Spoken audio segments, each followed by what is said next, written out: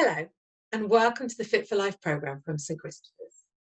Fit for Life programme is a series of videos helping you to look after your mind, body and spirit. If you haven't already watched the first session that introduces the programme and does goal setting, please have a look at that now. Today's session is led by Ros. She's one of our consultant nurses and she's going to be talking about planning for the future. Hello, I'm Ros Cook. I'm one of the nurses at St Christopher's, and I want to talk to you today about thinking ahead, planning for the future.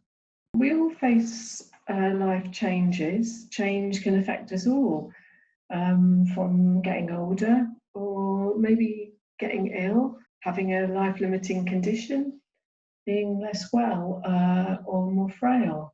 The changes that can affect us, we'll need some getting our head around, coming to terms with those changes, accepting that things perhaps might need to be different.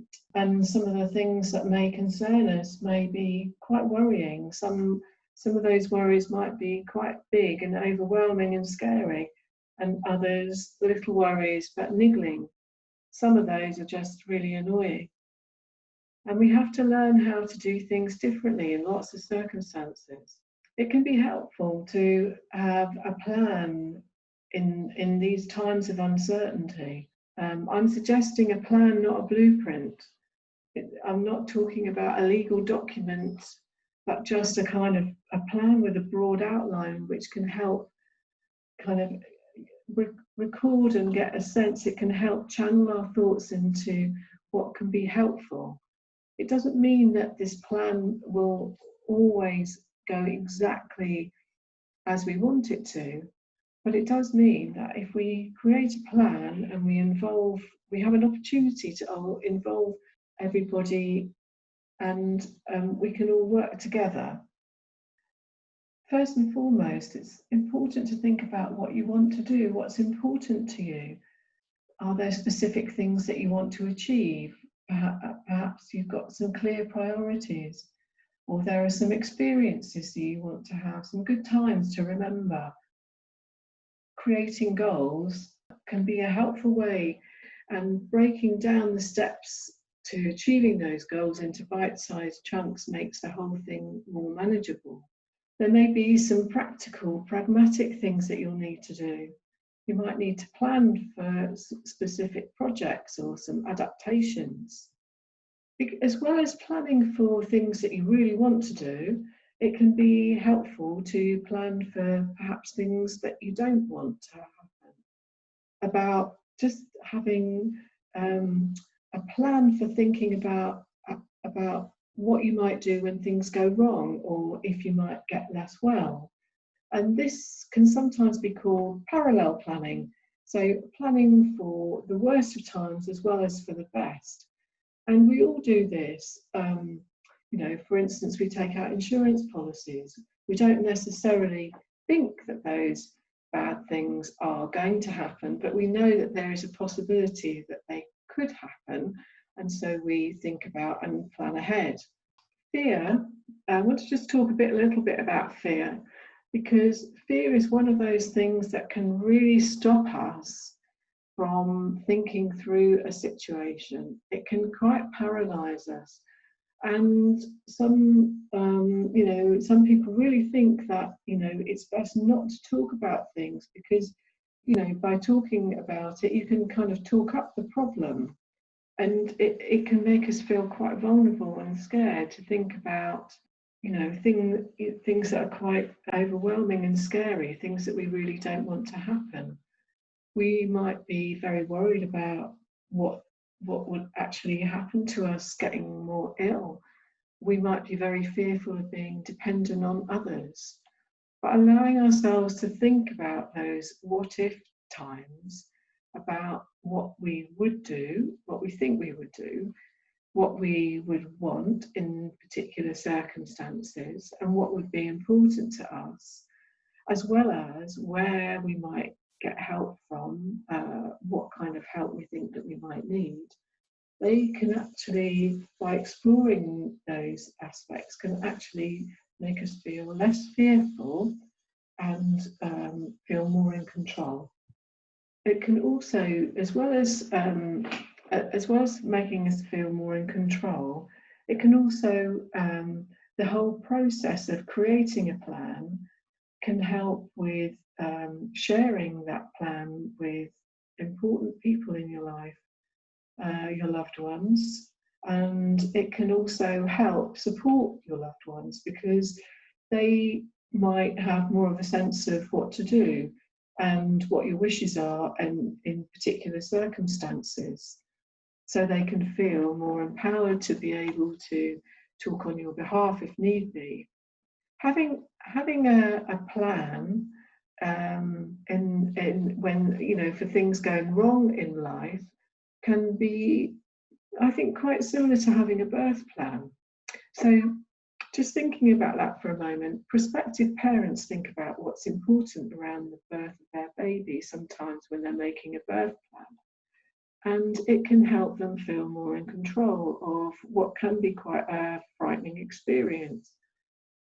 And there may be clear ideas about how they would like the birth to be. It's a memorable event in life. And it can, as well as helping the prospective parents to feel more in control, it can also mean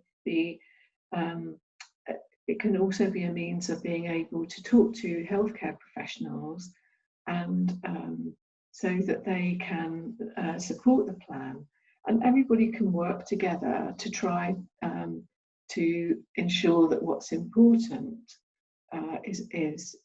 happens. So just thinking about the principles of that and thinking about today's priorities, just think about what's going on in your life at the moment. What are the priorities that you have? It may be around staying fit and healthy, how to stay as well as possible, how to prevent illness, and just thinking about what are the potential areas that are likely to give you difficulties in the future. So thinking about what are the priorities now, what might be important to you. It might be around getting out, it might be activities, it might be to do with certain people in your life. And how so knowing what things are important to you now and just thinking ahead. So how could you continue to do those things that are important to you if you were less well? Are there sort of specific changes that you'd need to make? Thinking ahead, there can be things associated with illness that can go wrong, and as well as advancing age. What are the important aspects in sort of thinking ahead to that sort of time about when you were less well? What would be the important aspects of that time for you? You might have a clear idea of your own limits for treatment or intervention.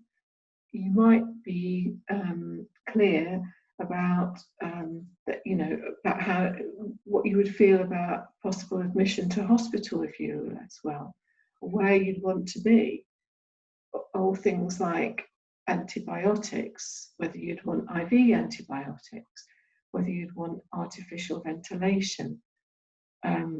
Thinking about whether you think that you would want to be in intensive care, or whether you would be agreeable to that if you are much less well. And if you have a clear idea of what kind of limits that you would put on treatment and interventions, it can be really helpful for your loved ones and those caring for you to know what your limits are. There may be specific treatment that you and care that you do or that you don't want, and it can be helpful to talk about those issues that might arise as a result of your illness, and also where you think you might want to be cared for if you became less well, and any around making sort of specific decisions around care and treatment that you would prefer to have or prefer not to have. So it can be a good idea to write some of this down. Having a written plan can help you to influence what happens if you're no longer able to care for yourself, and it can help your loved ones support your wishes, as we've said. It will also help healthcare professionals to know what's important to you, particularly if you got to a position where you're not able to tell healthcare professionals yourself. Recording your preferences in this way can create an advanced statement. So an advanced statement of your wishes and preferences. This isn't a legally binding document, but is there as a guide, and you can change your mind at any time. So to summarise, thinking ahead is about planning for things that you want to happen and that you want to be able to continue, as well as planning for situations that you don't want, to record the things that you don't want to happen.